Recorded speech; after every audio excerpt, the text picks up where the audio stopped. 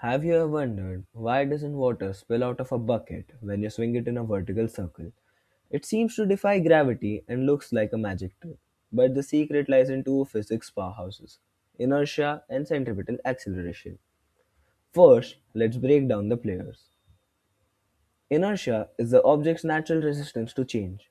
If it's moving, it wants to keep moving in a straight line. Centripetal acceleration is the center seeking force.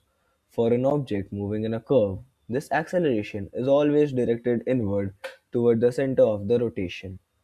Now, let's understand how it actually works. As the bucket swings upwards, the water's inertia tries to keep it moving in a straight line, effectively shooting it towards the bottom of the bucket. At the same time, you're pulling the bucket into a curve. As long as the bucket is moving fast enough, the centripetal acceleration stays higher than the acceleration of gravity, which is 9.8 meter per second square. This means the bucket is essentially falling toward the center faster than the water can fall towards the ground. The result, the water stays pressed firmly against the bottom and you stay dry.